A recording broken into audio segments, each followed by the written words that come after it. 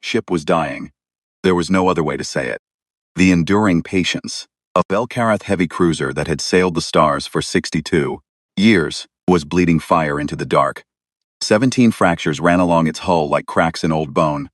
2 of its 4 engines were dead. The third was making a sound that no engine should ever make. Life support was running on backup power. The backup power was failing too. Commander Sail Voss stood in the middle of her command deck and looked at the damage reports on the screen. She did not cry. Karath commanders did not cry. But her hands were very still at her sides, and that stillness said everything. 2 days ago, she had commanded a fleet of 31 ships. Now she had one. And that one was barely holding together. The Battle of Karen Gate had lasted less than 3 hours. The Dominion of Veth had come with weapons that the Concord had never seen before. Weapons that punched through shielding like it was paper. Weapons that turned ships into clouds of hot metal and silence. The Concord fleet had tried to fight back. They had tried very hard. It had not mattered. Ship after ship had gone dark, and when it was over, the Enduring Patience had been the only vessel left moving. Even then, moving was a generous word for what it was doing. Sail Voss had ordered her crew to push the remaining engines as hard as they could. Get away. Just get away. They had made it out of the Karen system by luck and by nothing else. Now they drifted in deep space, near the outer edge of a small, quiet star system, a yellow star unremarkable. The Velkarath charts listed it simply as Sol 3, a system with 1 inhabited planet on its third. The species living there had only been spacefaring for about 200 years. Young, very young, barely old enough to count, by galactic standards. Sail Voss had never given much thought to Earth or its people. Humans, they were called. The Concord had catalogued them as a Category 3 civilization, curious, energetic, mostly harmless. They had small ships, primitive weapons, and a habit of sending radio signals in all directions, as if they wanted every dangerous thing in the galaxy to know where they lived. Every older species in the Concord found them either amusing or slightly worrying. She looked at the navigation screen. Sol 3, Earth, was the only inhabited world within range of what was left of her engines. She stood there for a long moment. Behind her, crew worked quietly. 214 people. Engineers, soldiers, pilots, medics, all of them tired. All of them waiting to see what she would do. Asking for help was not something Velkarath did easily. Their civilization was 4,000 years old. They had built wonders. They had mapped stars that younger species had not even discovered yet. They were proud, not arrogantly, but deeply, the way a person is proud of something they have spent their whole life building. To send a distress call felt like failure. It felt like admission of weakness. But 214 people were breathing the recycled air on this ship, and that air was getting thinner. Sail Voss made her decision. She did not send a distress call. She sent a docking request. There was a difference, and the difference mattered to her. A distress call said, "We are helpless." A docking request said, "We require temporary use of your facilities." She worded it formally, carefully, with the full weight of Velkarath diplomatic language. She stated their situation plainly: damage sustained, repairs required. But she did not beg, and she did not dramatize. Then she sat down in her command chair and waited. She expected to wait a long time. Earth was a young civilization. They might not have the technology to respond quickly. They might not even understand the signal. She prepared herself for silence. She told her crew to conserve power and rest where they could. She closed her eyes. 6 hours later, 3 ships appeared on the scanner. She sat up straight. 6 hours. The signal had barely had time to reach them at that distance. And yet there they were. 3 vessels, moving fast, headed directly toward the Enduring Patience. She stared at the readings. The ships were not elegant. They were not sleek. The scanner showed mismatched hull plates, external pipe systems, what looked like extra engine components bolted onto the outside like an afterthought. They looked to Velkarath eyes like someone had assembled them in a hurry from whatever parts were available, but they were fast, faster than they should have been, given their size and apparent design. Her communications officer looked up. "They are hailing us, Commander." Through. The voice that came over the speaker was human.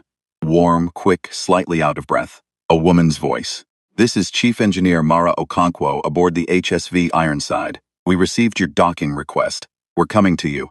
Don't shut down anything else. We'll take a look when we get there.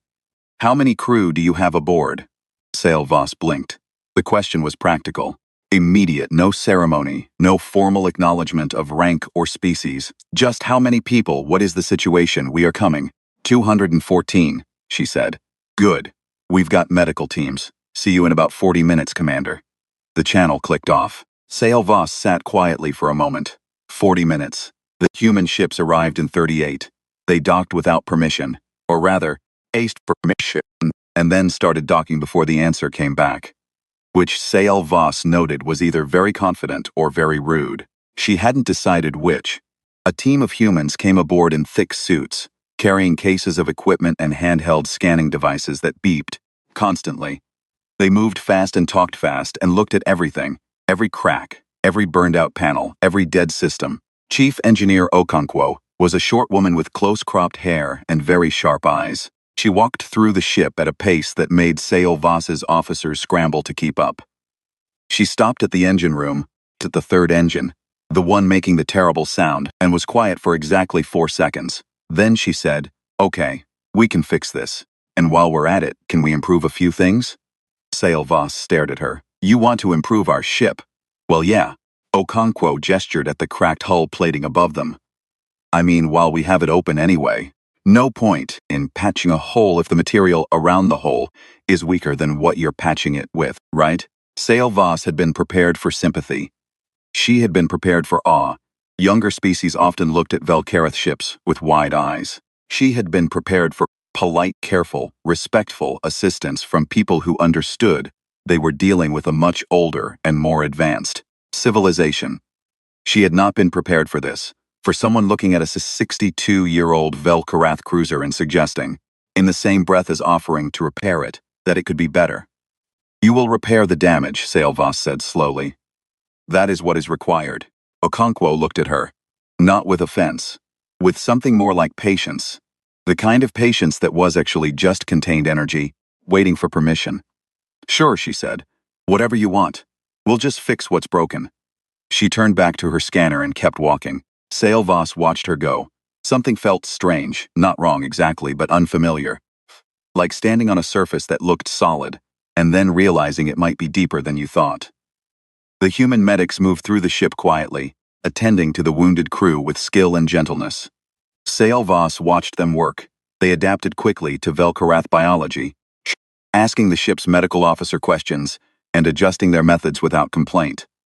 One young medic, barely more than a child, by Velkareth standards, sat beside a badly injured engineer named Kale Tor and held his hand for 2 hours while the treatment ran its course. Not because it was required, just because it seemed like the right thing to do. Kale Tor later told Sail Voss it was the strangest thing that had ever happened to him. That night, or what passed for night on a drifting ship with failing power, Sail Voss sat alone on the command deck. The human ships were docked alongside, their lights warm and steady in the dark. She could hear, faintly through the hull, the sound of voices and machinery. The humans were already working. She pulled up everything the Concorde had on Earth. The files were thin. Humans had only been catalogued for 200 years. They had developed quickly, very quickly, faster than most species of their age, but they were still young, still learning, still, by every measure the Concorde used, small. And yet they had come in 6 hours. They had come with 3 ships and medical teams, and a chief engineer who wanted to improve a Velkareth cruiser, like it was a perfectly normal thing to want. Sail Voss read through the files until the screens began to blur. Then she set them aside and looked out through the cracked viewport at the stars. She had come here because she had no other choice. She had come here because 214 people needed to breathe and eat and live to see another day. She had come here expecting to receive basic repairs from a well-meaning but limited young species, thank them formally, and leave. That was still the plan. But sitting there in the quiet dark, with the sound of humans working in the belly of her ship, she had the very faint and very unsettling feeling that something was already changing, and that she didn't yet understand what it was. She told herself it was exhaustion. She was probably wrong. The dockyard was not what Sail Voss had expected. She had expected something simple, clean lines, organized stations, the quiet efficiency of a civilization that knew its limits and worked carefully within them. Young species tended to build carefully. They had not yet learned what to be bold about, so they were cautious about everything. Lunar Orbital Dockyard Alpha was not cautious about anything. It hung above Earth's moon like a structure that had been planned, abandoned, expanded, planned, and expanded again several times over. There were sections that looked finished and polished, and sections that looked like someone had added them last week, using whatever materials were nearby. There were cranes and scaffolding and ships in various states of being built or taken apart. There was noise, constant noise, the sound of metal being shaped and engines being tested and people talking over each other. There were hundreds of workers, and none of them seemed to move slowly. The enduring Patience was towed into the main bay, and Sail Voss stood at the viewport and watched the dockyard swallow her ship like it was completely used to receiving ancient, battered Velkarath cruisers. Director Yusuf Harlan met her at the docking platform. He was a tall, broad-shouldered man with gray at his temples and the kind of calm face that came from spending years in places where things could go very wrong, very fast. He had been a military engineer before he ran the dockyard. That much was in his file. He shook Sail Voss's hand firmly, which was a human gesture she had read about but not experienced, and looked her in the eye, without the nervous deference that most younger species officials showed when meeting Velkarath commanders. "Welcome to the dockyard," he said. "We're going to take good care of your ship. I expect a full report on the repair plan within 24 hours, Sail Voss said. "You'll have one in 12, Harlan said, and walked her to the briefing room. The repair plan, when it came, was 12 pages longer than she had expected, and included 17 items she had not asked for. She called Harlan back and pointed to them one by one. He explained each one patiently without getting defensive, and each explanation was logical. Not elegant, the thinking was blunt and practical rather than refined, but logical. She approved 8 of the 17. Harlan nodded, made a note, and then approved the other 9 anyway without telling her, which she only found out 3 days later. She should have been angry. She found that she was mostly curious. The humans worked in a way that Velkarath engineers did not. Velkarath engineering was structured. There was a plan, and the plan was followed. Changes to the plan were formally proposed, reviewed, debated, and approved or rejected. It was a system that had served them for 4,000 years, and produced some of the finest ships in the known galaxy. Humans did not do this. Humans had a plan, and then someone would look at the plan and say, "What if we did it this way instead?" And someone else would say, "That's crazy, but let me think about it." And an hour later, 3 people would be arguing loudly, while a 4th was already building the new version to see if it worked. And sometimes it didn't work, and they took it apart, and tried again, and sometimes it worked better than the original plan. Nobody seemed particularly bothered either way. It was chaotic. It was also, Sail Voss had to admit, very fast. Dr. Priya Anand knocked on the door of Sail Voss's temporary quarters on the 4th day. She was a small woman with quick hands and a distracted energy, like she was always thinking about 3 things at once. She was a xenomaterial scientist, someone who studied the physical composition of alien materials. She had a request. "I'd like to analyze your hull plating," she said, "the outer shell. I want to understand the alloy composition." Sail Voss raised an eyebrow. "Why?" "Because it's better than anything we make," Anand said, with a cheerful honesty that Sail Voss was starting to recognize as a very human trait. "I want to understand why. And then I want to see if I can make something better. Something better than Velkarath alloy." "I don't know yet," Anand said. "Maybe not better in every way, but maybe better in some ways. Different threat profiles, different stresses. The Veth weapons are energy-based. Right. Your alloy is optimized for kinetic resistance. What if there was a material that absorbed directed energy instead of deflecting it?" Sail Voss stared at her for a moment. "That is a significant materials science problem. It would take years of research." Anand smiled. "I've been working on it for about 3 weeks. I have some early results I'd like to run past you, if you have time." She did have some early results. They were rough and incomplete and full of gaps, but the direction of the thinking was right. Sail Voss recognized it immediately, because the Velkarath had explored a similar direction 200 years ago before concluding it was impractical. She told Anand this.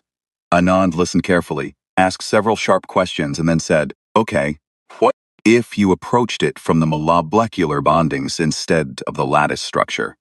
Would that change the conclusion? Sail-Voss didn't know. Nobody had tried it that way.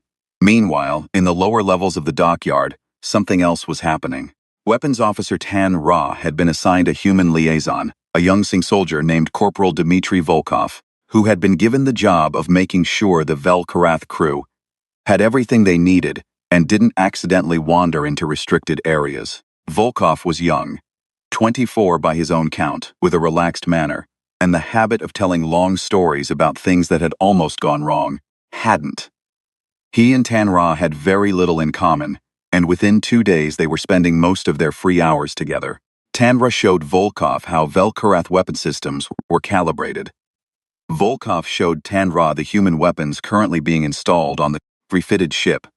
Modular rail systems that could be physically swapped out during battle, rearranging the ship's firepower profile in minutes rather than the hours a standard refit required. Tanra looked at them for a long time. "These are not as powerful as standard heavy emitters," he said. "No," Volkov agreed, "but you can swap them mid-fight. Heavy emitter goes down, you don't lose a weapon slot. You drop in a different type and keep shooting. Flexibility over raw power." Tanra was quiet. In 4,000 years of Velkarath military thinking, weapons were fixed systems, permanent installations designed for maximum output. The idea of sacrificing power for flexibility had never been seriously considered because it felt like admitting weakness. You built the best weapon you could, and you committed to it. Humans had apparently decided that being able to change your mind was more important than being right the first time. He reported this to Sail-Voss. She added it to the growing mental list she was keeping of things she had not expected. The repairs took 31 days. 31 days of noise and argument and humans appearing at odd hours with new ideas and questions. On the 23rd day, Dr. Anand appeared at Sail-Voss's door again, this time looking like she hadn't slept in 2 days, which she probably hadn't. "I think I've got it," she said, and held up a small panel of material. Dark gray, slightly rough, unremarkable in appearance. Ferrocarath, composite. It's a combination of our synthetic polymers and your base alloy structure, bonded at the molecular level, using a process I'm fairly sure no one has tried before because it's honestly a little insane. She handed the panel to Sail-Voss. It was lighter than it looked. "What does it do?" Sail-Voss asked. "It's directed energy and redistributes it across the surface, instead of transferring it to the ship beneath. Against Veth energy weapons, based on the battle data you brought us, I estimate it reduces effective damage by around 60 to 70%. Sail-Voss turned the panel over in her hands. It felt like ordinary metal. It felt like nothing special. She thought about the Battle of Karen Gate. She thought about 30 ships going dark in less than 3 hours. "You built this in 3 weeks, she said. 26 days, Anand corrected, yawning. Sail-Voss looked at her. At this tired small woman with messy hair and quick hands, who had taken a 4,000-year-old materials science problem and found a new angle that no one had tried. Who had not been asked to do this? Who had done it because she looked at a broken ship and saw a problem that was interesting? On the 31st day, the enduring patience left the dockyard. It looked the same from the outside, mostly. Same hull shape, same general configuration. But the hull plating was new. The phase drive had been rebuilt using a method that Velkarath engineers had found philosophically confusing but practically undeniable. The weapons systems included 6 of the human, modular mounts that Tanra had spent 2 weeks arguing against and then quietly admitted were clever. The life support was running at 112% of its original capacity. Sail-Voss stood at the viewport and looked at the dockyard as it grew smaller behind them. It still looked like a pile of welded ambition. It still sounded like organized chaos. The humans who had worked on her ship were already moving on to the next project, talking fast, arguing, building. She thought about Okonkwo's first words aboard the ship. "Can we improve a few things?" She had thought at the time that it was the question of someone who didn't quite understand the situation, didn't grasp that they were dealing with Velkarath technology, centuries beyond what they could truly comprehend. She understood now that she had been wrong. Okonkwo had understood exactly what she was looking at. She had looked at a Velkarath cruiser, 62 years old and battle-broken, and seen something that wasn't finished yet. That was how humans looked at things. Not as finished or broken, as current drafts.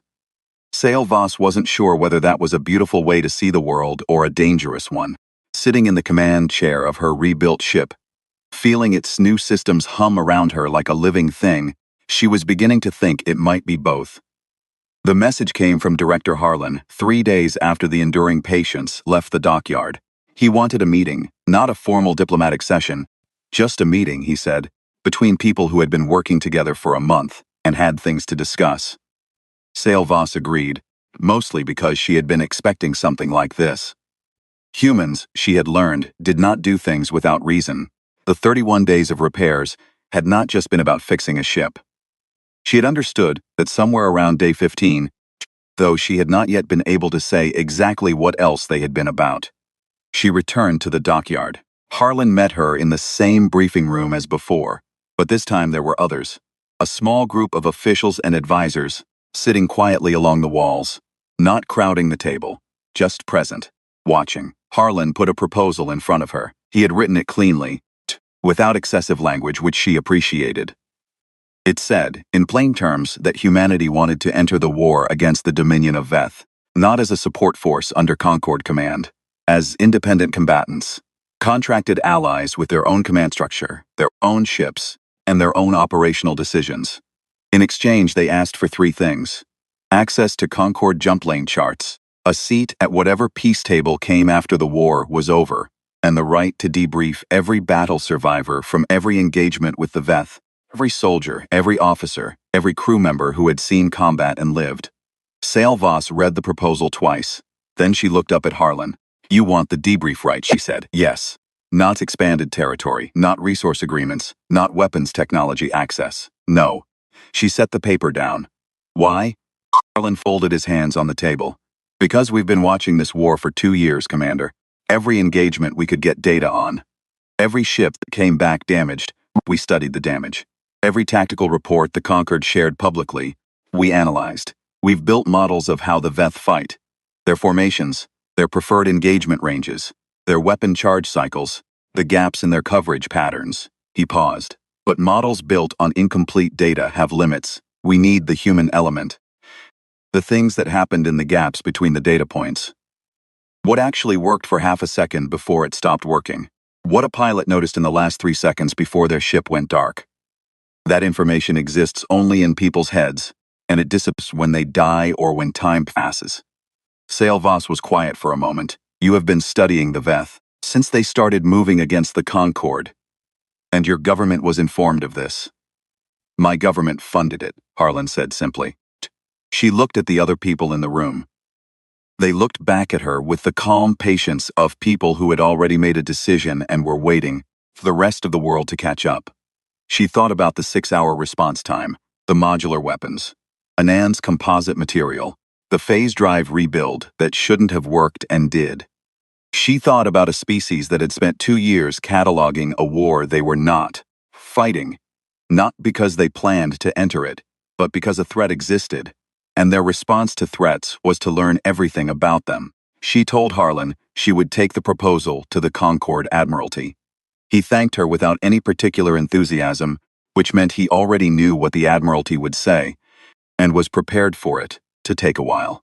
She was right that it would take a while. The Admiralty's initial response was cool. Some members found the proposal presumptuous. Humanity was a Category 3 civilization, barely 2 centuries spacefaring. And here they were proposing to join a galactic war as independent actors rather than support staff.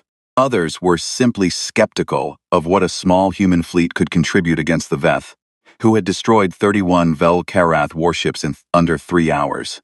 While the Admiralty deliberated, things continued to happen without their approval. Dr. Anand's Ferro-Karath composite had gone into production, not in small quantities, in large ones.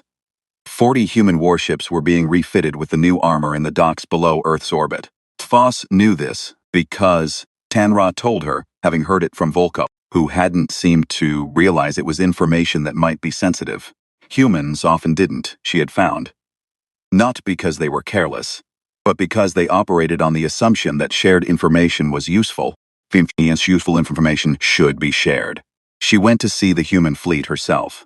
40 ships, not the sleek cruisers of the Vel-Karath or the heavy dreadnoughts of the Veth, but something in between, built wide and low, with external weapon mounts clearly designed for swapping, and new hull plates, still slightly different in shade from the older plating around them, where the composite had been fitted. She walked along the docking bay and looked at them one by one. They were not beautiful ships. But they had the look of ships that had been thought about very carefully by people who were very good at thinking about problems. Tan Ra walked beside her. He had spent more time at the dockyard than anyone else on the crew, and it showed. He moved through the human facility with the ease of someone who had learned its rhythms. He had stopped finding the noise irritating somewhere around day 20. "The modular mounts," he said, stopping in front of one of the ships. "They've made another iteration. The swap time is down to 4 minutes now." "From what?" 11, when I first looked at them. "They've refined the locking mechanism 3 times. Sail Voss looked at the mount. 4 minutes to completely change a weapon system during active combat. In Velkareth doctrine, weapons were not changed during battle. You entered a fight with what you had and what you had determined what you could do. The idea of redesigning your armament in the middle of an engagement had never been part of the thinking. But then, Velkareth doctrine had been built around fighting other species whose ships also had fixed weapon loadouts. What happened to a doctrine when the enemy suddenly couldn't predict what you were carrying? She didn't get to finish the thought because an alert came through the dockyard speakers. Calm, not urgent, but clear. A vessel had entered the outer Sol system. Not human. Not Velkareth, Veth. It was a diplomatic ship, as it turned out. Small, single-engine, the kind of vessel used for low-stakes official contact. It stopped at the edge of the system and broadcast a message on Concord standard frequencies. The message was brief. It acknowledged that a Velkareth ship had been repaired at Earth. It acknowledged that Earth appeared to be equipping a fleet. And it told Earth's government, in the flat, certain language that the Veth used for everything, stand aside and allow events to proceed without human interference, or be added to the list of civilizations that the Dominion would deal with in due course. Sail Voss was in the dockyard monitoring station when the message came through. She watched the humans around her. She watched how they reacted. There was no panic, no raised voices, no wide eyes. There was a brief, heavy silence. The kind that happens when something real has arrived and people need a second to recognize it. Then Director Harlan straightened in his chair and said quietly, "Get the council on the line." The council deliberated for 11 hours. Sail Voss had expected this. 11 hours for a civilization to decide whether to go to war seemed reasonable. She sat outside the chamber and waited. When Harlan came out, his face was composed and tired. He looked at her, and she looked back, and neither of them said anything for a moment. "What was the decision?" she asked. He handed her a printed copy of the official Concord channel response that Earth had transmitted to the Veth diplomatic vessel. 3 words. She read them. "Read them again. Get off our lawn." Sail Voss sat with those words for a long time. She had read thousands of war declarations in her years of service. They were usually long documents, formal, detailed, citing precedents and laws and justifications. They used careful language because war was a serious thing, and serious things required serious words. She had never seen a war declaration in 3 words. She was not entirely sure this was a war declaration, but she was also not sure it wasn't. That night, another ship drifted into the Sol system from the direction of Karen Gate. Velkareth, severely damaged, the heavy cruiser Unbroken Shore, the only other survivor from the battle, which had been making its way towards Sol for weeks on minimum power. Sail Voss personally went out to meet it. As it was towed into the dockyard, she watched the human crews mobilize. No waiting, no deliberation, just people moving to their stations and beginning the work. She thought about how they had arrived for the enduring patience in 6 hours, how they had turned 31 days of repairs into something else entirely, how they had spent 2 years in the dark, watching a war and learning from it without anyone asking them to. A hand touched her arm. Okonkwo, standing beside her, watching the Unbroken Shore come in. "We'll give this one the system treatment," the chief engineer said. Sail Voss nodded. Then, because it had been sitting in her for weeks, and she finally had the right moment. "Why do you do this?" Okonkwo looked at her, confused. "Do what?" "All of it." Sail Voss gestured. "At the dockyard, at the ship, at everything. The improvements, the research, the preparations. You were not in this war. The Veth were not coming for you. You could have repaired my ship and sent me away and stayed safe. Okonkwo was quiet for a moment. Then she looked back at the unbroken shore as it settled into the dock. When something sinks near you, she said, you fix it. That's just what you do, and when something is threatening the people near you, you deal with it. She paused. Shh. We've been watching the Veth for 2 years. We know what they do to civilizations they run through. So, yeah, it was going to be our problem eventually. We just decided to make it our problem now, while we still had time to prepare. She said it simply, without drama, the way someone would explain why they had fixed a leaky pipe before it flooded the house. Sail Voss looked at her, at this woman who had walked onto a dying ship and seen potential, who had spent 31 days turning that potential into something real, whose species had spent 2 years loading a weapon that nobody had asked them to build. You have been ready for this, Sail Voss said. We've been getting ready, Okonkwo corrected. There's a difference. She went back to work. Sail Voss stood at the viewport a while longer, watching the lights of the dockyard, moving and busy in the dark. Somewhere out there, the Veth were waiting to see what these primitives would do. She almost felt sorry for them. Almost. The Concord Admiralty did not like the human battle plan. This was clear from the first 10 minutes of the briefing, when 3 senior admirals, Velkarath, Arathi, and Sen, sat in silence and read through the tactical document that Director Harlan's team had submitted. The silence got heavier as the reading went on. When Admiral Veentor of the Velkarath finally set his copy down, he looked across the table at Harlan the way a very old professor looks at a student who has turned in something technically interesting but practically insane. This has never been done, the Admiral said. I know, Harlan said. Wolfpack formation at this scale requires continuous coordination between 40 ships in real time. The communication burden alone, we've tested the relay systems. It works. You've tested it in exercises, against simulated Veth formations, against your battle data, and against modeling built on every engagement the Concord has fought in the last 2 years, Harlan said. He was calm. He was always calm, which Sail Voss had come to understand was not peacefulness, but a kind of controlled pressure, like a sealed container that had a lot going on inside it. I understand it looks different from Standard Doctrine. That's because it is different. Standard Doctrine lost 31 ships at Karen Gate. The Admiral was quiet. That particular point was difficult to argue with. The plan was this. 40 human ships would operate in rotating Wolfpack cells of 5, with each nest targeting a specific section of the Veth formation.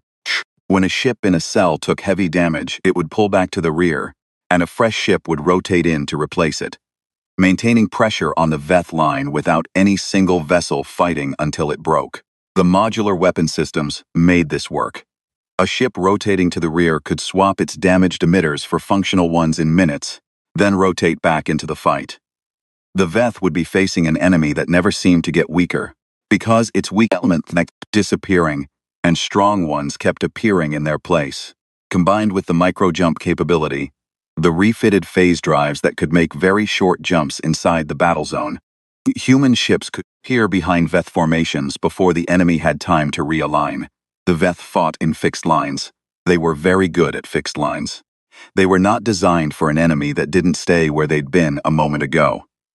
The Admiralty approved the plan reluctantly because Sail Voss told them to. She did not explain exactly why she trusted it. She wasn't sure she could have explained it in words that would make sense to people who hadn't spent 31 days watching humans work. The fleet assembled at the edge of the Karen system 6 months after the enduring patience had first limped into Sol. 40 human warships, their hulls dark gray with ferro-Karath composite plating, the refitted enduring patience and unbroken shore beside them, a support wing of 14 Concord vessels further back, ready to hold the perimeter, and waiting at the center of the Karen system, holding the gate they had taken with such terrible ease before. The Veth. Sail Voss stood on the command deck of the enduring patience and looked at the scanner readout. More Veth ships than last time. They had reinforced after the first battle. They were confident here. Karen Gate had been their victory, and they saw no reason why it should become anyone else's. Harlan's voice came over the fleet channel. Quiet, straightforward. He didn't make speeches. All cells confirm ready. 40 confirmations came back one after another. The human ships moved, not in a line, not in the wide defensive arcs that Concord Doctrine preferred, but in 5 loose groups that scattered in different directions simultaneously, coming at the Veth formation from angles that required the enemy to divide their attention 5 ways at once. The Veth responded the way they always responded, efficiently, powerfully, their heavy emitters firing in coordinated salvos that had obliterated Concord ships at Karen Gate before. The salvos hit, and the human ships kept coming. On the enduring patience, Tanra watched the sensor data and felt something shift in his understanding of what he was seeing. The Ferro-Karath composite was working. The energy from Veth strikes was spreading across the hull surface instead of punching through it. Ships that should have been crippled by a direct hit were slowing, absorbing, and then pushing forward again. Not unharmed, but moving, still there. The first rotation happened 8 minutes into the battle. A human ships in Cell 3 took concentrated fire from 2 Veth destroyers at close range, too much even for the new armor. It began to fall back. Before the Veth could redirect their fire toward a new target, fresh ship slid in from the rear, appearing on the scanner right where the damaged one had been, its weapons already firing. The Veth targeting systems recalibrated. The ship they had just been shooting at was gone. The new one was already too close. And then the microjumps started. It was disorienting even to watch on the scanner. A human ship would be engaged at one position, hold for a moment, and then simply not be there anymore, appearing instead behind a Veth heavy cruiser, inside the gap in its rear shielding, firing at angles the enemy's armor was not designed to handle. Vel-Karath pilots had trained to never jump inside a combat zone. The margins were too small, the risks too high. Human pilots had apparently decided the risk was acceptable if the alternative was fighting the hard way.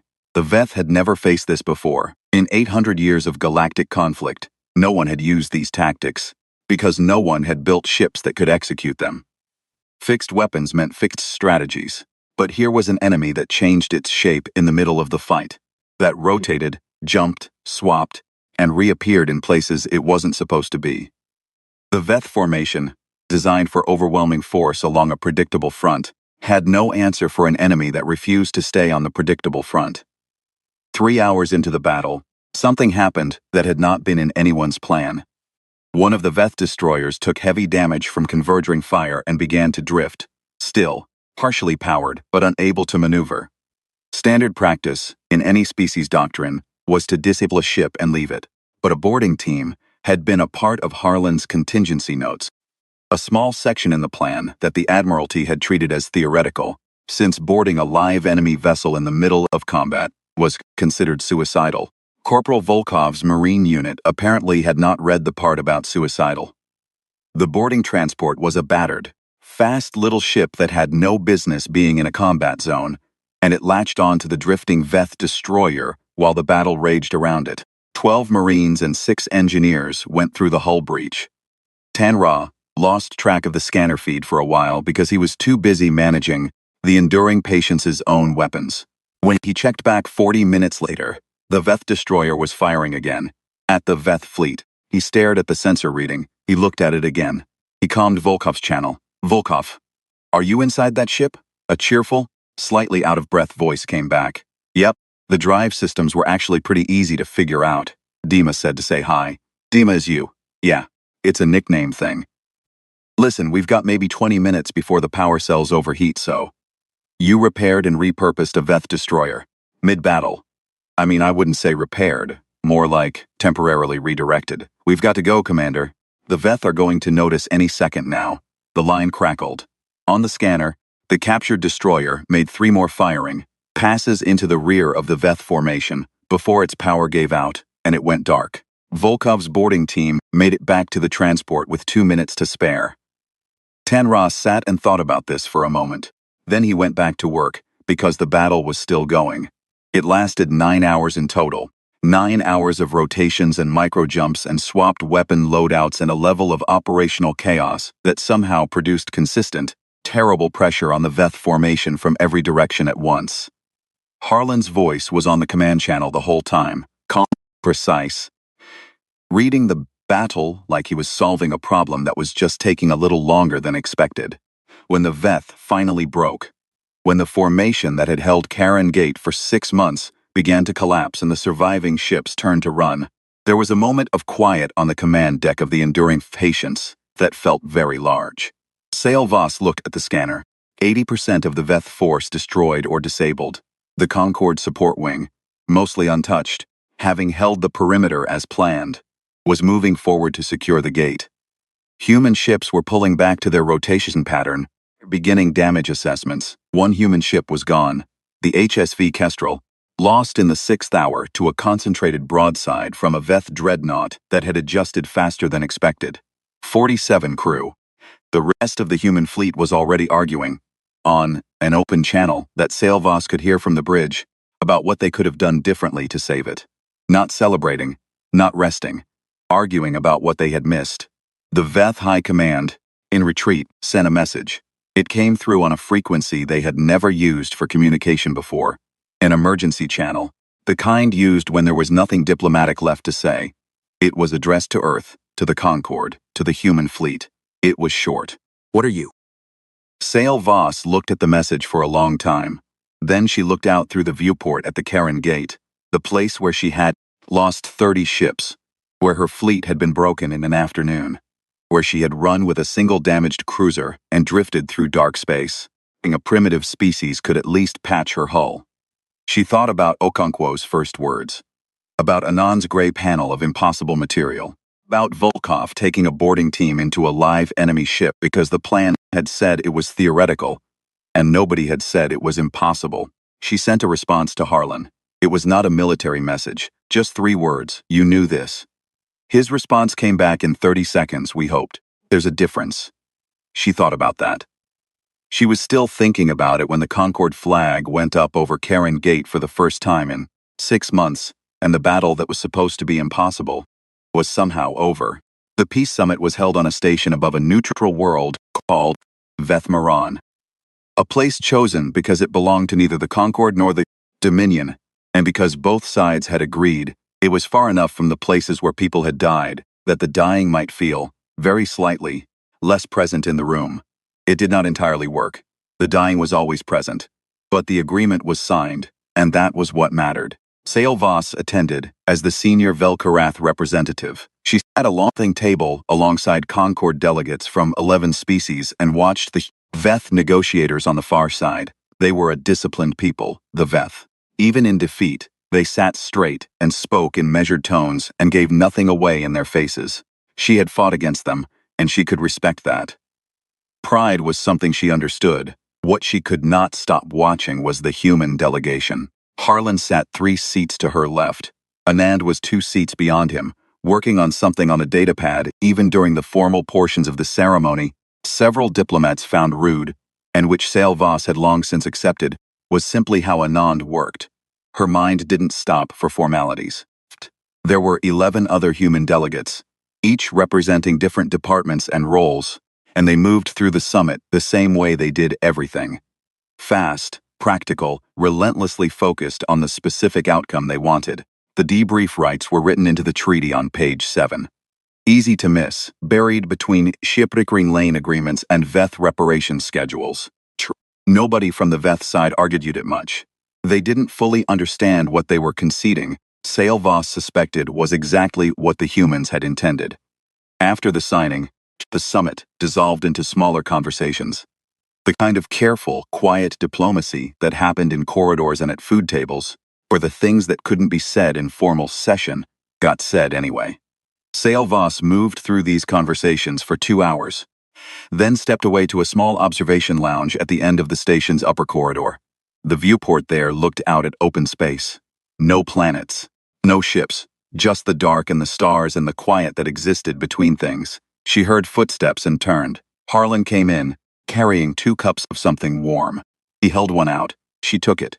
Human tea. She had tried it once at the dockyard and found it pleasant in a simple way. He sat down across from her, and they were quiet for a moment looking at the stars. "You did well in there," he said.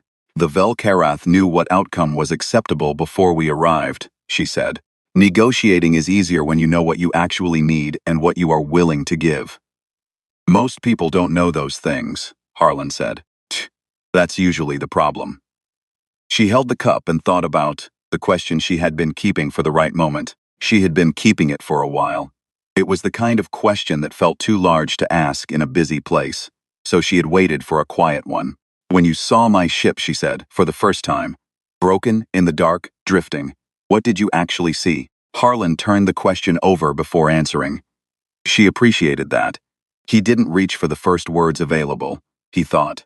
"Something worth saving," he said, "and something we could learn from." Sailvoss looked at him. "Among my people, a broken ship is a failure.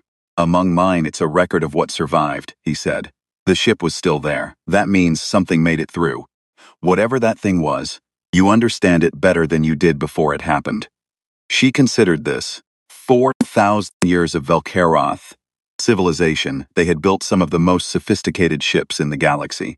They had engineered systems of remarkable precision.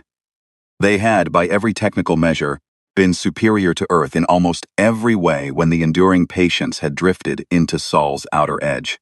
And yet something had been missing. Not in the technology. In the way they thought about it. Velkaroth engineers built things to be finished, to be complete. A ship once built was what it was. The best its designers had made it, and therefore the thing that sailed. The idea that a finished thing could be the beginning of a better thing was not how they approached their work. Completion was the goal, and you did not tinker with completion. Humans did not believe in completion. Every finished thing was the platform for the next idea. Every working system was a question about whether it could work differently. It was restless, and sometimes inefficient, and occasionally drove Sailvoss into quiet frustration. But it had also produced Ferro-Karath composite in 26 days, modular weapons with 4-minute swap times, and a battle plan that had broken a Veth defensive line in 9 hours that had held for 6 months. "I want to ask you something," she said, "and I want an honest answer." "Always," Harlan said.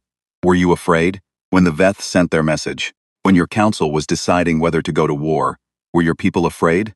He was quiet. Then, "Yes, very much. You didn't show it."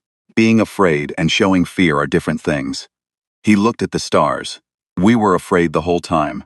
Afraid during the repairs. Afraid during the preparation. Afraid at Karen Gate. Fear is just information. It tells you something serious is happening. What you do with it is the part that matters."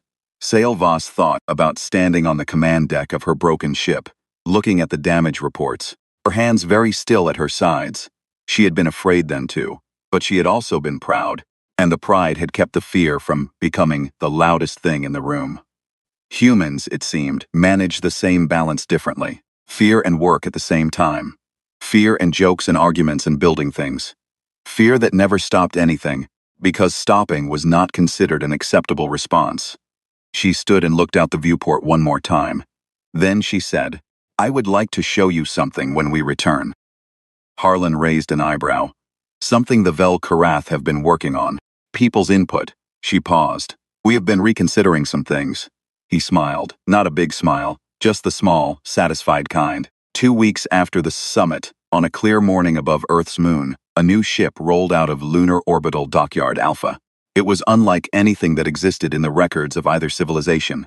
The hull shape was Velkaroth, long, elegant, built for endurance, but the hull plating was Ferro-Karath composite. The weapon mounts were modular, designed around a new locking system that Tan Ra and Volkov had developed together in what they both described, separately, as an argument that lasted 2 weeks and then suddenly became a blueprint. The phase drive was the third iteration of the rebuilt system, the one that had started as philosophically offensive to Velkaroth engineers and had become quietly the thing their own designers were studying and borrowing from. It was not a Velkaroth ship.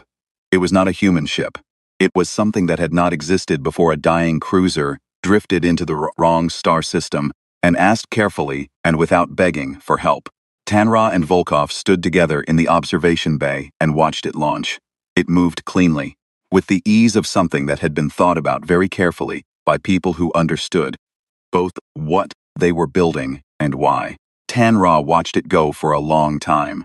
Then he said quietly, what had been sitting in him for months, the thing he had been trying to find words, since the first day he had watched human engineers argue their way to a better answer. "We came to you for repairs," he said. "We did not know we were coming to be remade." Volkov stood beside him, hands in his pockets, watching the ship grow smaller as it moved into its first orbit. "That's usually how it goes," he said. Tan-Ra looked at him. "Does it not feel strange to you? To change people without intending to?" Volkov thought about this with the genuine seriousness he showed whenever a question was worth it. "We didn't change you," he said. "We just worked next to you. You changed yourselves." He paused. "That's the only way it actually works." The ship completed its first orbit and came around again, catching the light of the sun. Clean and bright and new, carrying in its design the shape of two civilizations that had found each other at the worst possible moment and done something useful with it. Across the galaxy, the debrief teams were already at work. Anand's materials research had branched into 12 new directions, 4 of which nobody had anticipated. The Concord Admiralty was revising its battle doctrines for the 3rd time in a year. 3 other species had quietly sent observers to Lunar Dockyard Alpha, wanting to see what was happening there and what they might learn. And in a quiet room in the station above Vethmiron, a Veth diplomat sat alone and read through the terms of the treaty one more time. He stopped at page 7, read the debrief rights clause, then read it again. He sat very still for a long moment. He was beginning to understand what they had given away. Not territory, not weapons, not power. Something that would outlast all of those things. The right to know, the right to learn. Given to a species that treated knowledge the way other species treated oxygen, as something they could not function without, as something worth going to extraordinary lengths to obtain. He closed the document. The Vel Karath had built wonders over 4,000 years. The Veth had conquered with disciplined precision over centuries. Somewhere in the unremarkable light of a yellow star, a young species had spent 200 years doing what humans always did. Watching, learning, building, and improving. And then, when the moment arrived, had turned a broken ship into a beginning. Not because anyone asked them to. Not because it was their war. But because something was broken near them, and broken things, to humans, simply problems that had not been solved yet. That was the thing nobody in the galaxy had seen coming. Not the weapons, not the armor, not the tactics, or the wolf pack formations, or the engineers who boarded live enemy ships in the middle of a battle. The most dangerous thing about humanity was the most ordinary thing. They could not look at a problem and walk away from it. They never had. They never would. And somewhere in that stubbornness, quiet and constant as gravity, the war had already been won long before a single shot was fired.